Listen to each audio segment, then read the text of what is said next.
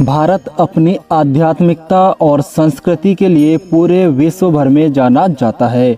भारत विश्व में एकमात्र ऐसा देश है जहां प्रकृति को माँ के रूप में पूजा जाता है। फिर चाहे कोई पेड़ हो या फिर कोई पशु पक्षी या कोई जंतु या फिर कोई नदियाँ, यहाँ हर किसी को महत्व दिया जाता है। भारत में नदियों का काफ़ी महत्व है। इन्हीं नदियों में से एक है गंगा नदी, जिसे भारत में माँ गंगा के रूप में पूजा जाता है और इस नदी के उद्गम स्थल की भी विशेष मान्यता है। दोस्तों, आज की इस वीडियो में हम बात करेंगे गंगोत्री धाम की और जानेंगे कि आप गंगोत्री की यात्रा कैसे करें, गंगोत्री कब जाए, गंगोत्री कैसे पहुँचे और गंगोत्री में रुकने तथा खाने की क्या व्यवस्था है। और अंत में जानेंगे दोस्तों कि गंगोत्री की यात्रा में एक व्यक्ति का कुल कितना खर्चा आएगा। तो वीडियो को पूरा जरूर देखें ताकि यात्रा पर जाने से पहले कंप्लीट जानकारी प्राप्त हो सके। तो आइए दोस्तों शुरू करते हैं गंगोत्री धाम की यात्रा। गंगोत्री उत्तराखंड राज्य के उत्तरकाशी जिले में स्थित है, जिसे गंगा नदी का उद्गम स्थल माना जाता है और साथ में उत्तराखंड के चार धाम में से एक माना जाता है। यहाँ से गंगा नदी निकलती है और ऋषिकेश में पहली बार पहाड़ छोड़कर मैदानी स्थलों में प्रवेश करती है और आगे जाने पर प्रयागराज में गंगा, यमुना और सरस्वती इन सभी नदियों का संगम होता है। यहाँ यमुना नदी का सफर समाप्त होता है और यमुना नदी गंगा में मिलकर आगे 2500 किलोमीटर का लंबा सफर तय करके बंगाल की खाड़ी में गिरती है। गंगोत्री धाम हिंदुओं के आस्था का एक मुख्य केंद्र है। यहाँ देश विदेश से माँ गंगा के दर्शन करने लाखों करोड़ों श्रद्धालु गंगोत्री धाम आते हैं। सबसे पहले बात करते हैं दोस्तों, गंगोत्री धाम पहुँचा कैसे जाए। दोस्तों, अगर आप ट्रेन मार्ग से यहाँ पहुँचना चाहते हैं तो आप देश के किसी भी राज्य या शहर से आ रहे हो, सबसे पहले हरिद्वार या ऋषिकेश पहुंचना होता है। हरिद्वार या ऋषिकेश पहुंचने के बाद आपको यहाँ के बस स्टैंड से गंगोत्री के लिए कई सारे बसें मिल जाती है। इसके अलावा आप चाहे तो प्राइवेट टैक्सी के द्वारा भी गंगोत्री धाम पहुंच सकते हैं। हरिद्वार से 290 किलोमीटर और ऋषिकेश से 268 किलोमीटर की दूरी पर गंगोत्री धाम स्थित है। वहीं दोस्तों, अगर आप बाय फ्लाइट पहुंचना चाहते हैं तो देहरादून का जॉली ग्रांट एयरपोर्ट गंगोत्री का निकटतम एयरपोर्ट है।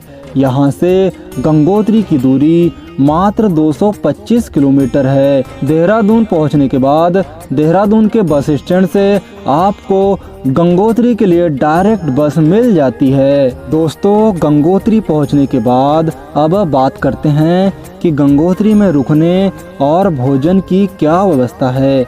दोस्तों, आप गंगोत्री धाम पहुँचते हैं तो यहाँ आपको कई होटलें और लॉज मिल जाते हैं जो काफ़ी सस्ते होते हैं। वहीं भोजन की बात करें तो यहाँ आपको आसानी से हर प्रकार का भोजन उपलब्ध हो जाता है। दोस्तों, अब बात करते हैं गंगोत्री धाम के दर्शन कैसे करें।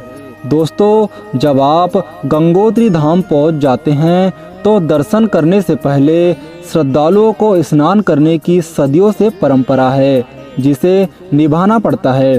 गंगोत्री मंदिर के बगल में ही भागीरथी नदी बहती है। वहीं पर राज्य सरकार द्वारा घाट बनाया गया है, जहां ठंडे बर्फीले पानी में स्नान करने के बाद भक्त लाइन में खड़े हो जाते हैं। गंगोत्री मंदिर में दर्शन करने के बाद मंदिर के पास में ही स्थित भागीरथी शिला मौजूद है। इस शिला के बारे में कहा जाता है कि भागीरथी, जो कि सूर्यवंशी कुल के थे, जो श्री राम भगवान जी का कुल है, वे अपने पूर्वजों के उद्धार के लिए इसी शिला पर माँ गंगा की तपस्या करते थे, जिनसे प्रसन्न होकर गंगा जी धरती लोक में प्रकट हुई। इसीलिए गंगा नदी को विश्व की सबसे पवित्र नदी माना जाता है। दोस्तों, अगर आप सुबह जल्दी पहुंचते हैं तो आपको गंगा जी की भव्य आरती में शामिल होने का सौभाग्य प्राप्त हो जाएगा। दोस्तों अब बात करते हैं गंगा जी के दर्शन के बाद आप यहाँ गंगोत्री के आसपास और कहाँ घूमने जा सकते हैं। दोस्तों गंगा मंदिर में दर्शन के बाद आप चाहे तो गौमुख की यात्रा कर सकते हैं, जो कि गंगोत्री मंदिर से 18 किलोमीटर का पैदल ट्रैक है, जिसे मां गंगा नदी का उद्गम स्थल माना जाता है। गौमुख तक की ट्रैकिंग करने के लिए पहले उत्तरकाशी में स्थित एसडीएम ऑफिस में परमिशन लेनी होती है, जो कि एक दिन में केवल 150 यात्रियों को जाने के लिए परमिशन दी जाती है। दोस्तों यह ट्रैक प्राकृतिक सुंदरता से भरपूर है और कठिन भी, लेकिन फिर भी भक्त मां गंगा के दर्शन के लिए यहाँ पर पहुँच ही जाते हैं। गंगोत्री में आप गंगा मंदिर के पास ही स्थित सूर्य कुंड जा सकते हैं, जहाँ का पानी खौलता हुआ गर्म होता है। यहाँ श्रद्धालु सूर्य नारायण का आशीर्वाद लेने आते हैं। गंगोत्री यात्रा में आप गंगोत्री से 14 किलोमीटर दूर केदार ताल जा सकते हैं, जो कि केदार गंगा का उद्गम स्थल है, जिसे भगवान शिव द्वारा भागीरथी को दान में दिया गया था। चढ़ाई थोड़ी कठिन जरूर है, पर इस स्थान पर आकर आप यहाँ की प्राकृतिक सुंदरता से मंत्र मुग्ध होकर थकान भूल जाएंगे। दोस्तों इन स्थानों के अलावा आप हर्षिल घाटी, भैरव घाटी, मुकबा, गंगनानी और उत्तरकाशी घूमने जा सकते हैं, जो कि गंगोत्री धाम के आसपास के क्षेत्र है।